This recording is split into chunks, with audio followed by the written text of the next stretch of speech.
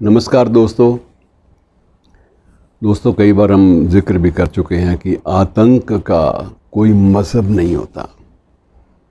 अगर आप ये समझते हैं कि आतंकी की गोली पर किसी मज़हब विशेष का नाम लिखा है तो वो गलत है।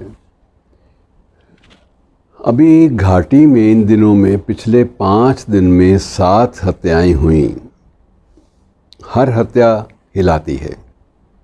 जब आप टीवी पे क्रंदन करते हुए परिवारों को देखते हैं, चीखते चिल्लाते परिवारों को, तो आपसे देखा नहीं जाता। हालांकि आप ये रोज़मर्रा की जो बातें हैं इनसे आप कई बार डामाडोल हो जाते हैं, लेकिन जब ख़ुद अपनी आंखों से देखते हैं और अपने दिल से महसूस करते हैं तो तकलीफ़ बढ़ जाती है। और सबसे बड़ी तकलीफ़, वैसे तो तकलीफ़ें हर हत्या के साथ जुड़ी होती हैं। हादसा होता है, सदमा होता है पूरे परिवार के लिए, न केवल पूरे परिवार के लिए बल्कि पूरे परिवेश के लिए। अब इसमें जो घटनाओं में जो सबसे ज़्यादा जिसने तकलीफ़ पहुंचाई वो ये था कि एक हेड मिस्ट्रेस जो पता नहीं क्या क्या जोखिम उठा के स्कूल में बच्चों को पढ़ा रही थी। सुपिंदर कौर नाम था। सुपिंदर की सबसे बड़ी त्रासदी उसकी सोच थी। उसके सोच में ये बात थी कि वही बात कि ये जो दिल की बातें हैं या जो दयालुता की बातें हैं या जो मन की जो सेंसिटिविटीज़ हैं, भावुकता की बातें, इनका क्या लेना देना मज़हब से। और वो बहुत सारे बच्चों की फ़ीस, मुस्लिम बच्चों की फ़ीस भी खुद जमा कराती थी। यहाँ तक कि उसने एक अनाथ बच्ची को गोद लिया जिसके माँ और बाप दोनों मुस्लिम थे और दोनों ख़त्म हो चुके थे। बच्ची अनाथ थी, उसको गोद ले लिया। अब उसको ये भी लगा कि बच्चे की परवरिश जो है ये अपने किसी मुस्लिम संस्कारों के अनुसार ही हो। मैं इसके संस्कार क्यों बदलूं, मुझे इस बात का तो हक़ नहीं है। बाद में बच्ची अगर सिख बनना चाहे या हिंदू धर्म में रहना चाहे तो उसकी अपनी इच्छा है, लेकिन मैं ऐसी कोशिश नहीं करूंगी। उसने एक मुस्लिम परिवार को गुजारिश की कि आप इस बच्ची का पालन पोषण कीजिए और मैं अपनी वेतन में से हर महीने वेतन वाले दिन 15,000 रुपया आपको नकद जमा करा जाऊंगी।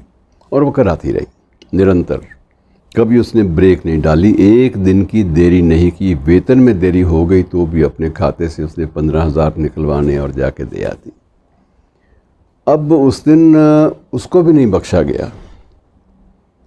अब बताइए उसमें कहाँ एक वो लड़की एक ग्रुप के लिए या एक विचारधारा के लिए सुपिंदर कौर कैसे ख़तरनाक साबित हो सकती थी। लेकिन उनका मकसद जो है, आतंकियों का मकसद किसी व्यक्ति विशेष के अच्छे गुणों या अच्छी बातों की ओर ध्यान देना नहीं होता, बल्कि उनका मकसद सिर्फ़ एक है कि किसी भी सूरत पे आतंक फैलना चाहिए, डर फैलना चाहिए, दहशत का माहौल बने। और उससे पहले जो एक हिंदू केमिस्ट की, एक कश्मीरी ब्राह्मण की हत्या हुई थी, तो उसमें भी यही सोच थी उनकी।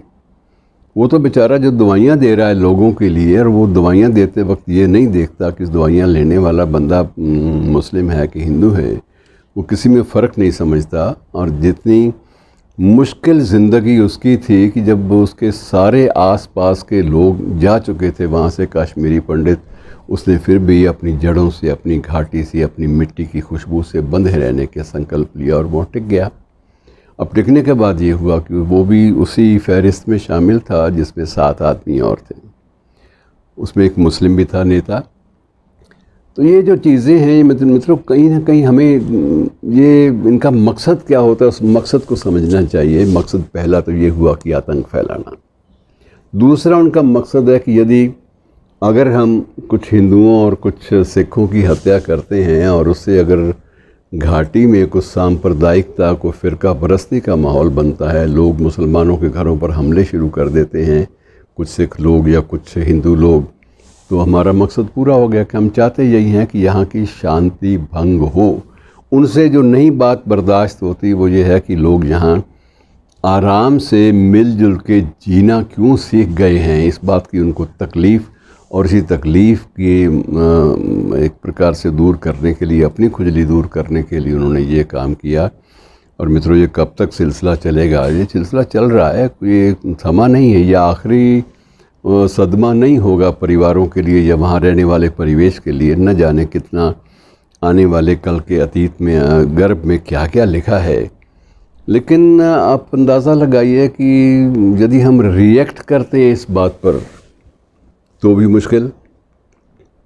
फ़िरका परस्ती फैलाने का और घाटी की शांति भंग करने का इल्ज़ाम लगेगा, और अगर चुपचाप हाथ पर हाथ धरे बैठे रहते हैं तो उनको लगेगा कि हमारी इतनी बड़ी वारदातें करने के बाद भी इन लोगों पर कोई असर नहीं, तो वारदातों को और भी ज़्यादा वो पहले से ज़्यादा शिद्दत के साथ वो वारदातें कर सकते हैं, पहले से ज़्यादा शिद्दत के साथ ज़्यादा ख़तरनाक तरीके से वो हत्याएं कर सकते हैं। तो ये चीज़ें बड़ी अजीब हैं। हम लोग कुछ भी व्यक्तिगत रूप से नहीं कर सकते, और ये सारी की सारी जो दारोमदार सारी की सारी जिम्मेदारी है ये प्रशासन तंत्र पर आती है कि प्रशासन तंत्र अगर ऐसे माहौल में आतंकवादियों को ठिकाने नहीं लगा सकते तो कम से कम उन्हें अल्पसंख्यकों को पूरी की पूरी सुरक्षा जो है वो तो देनी चाहिए।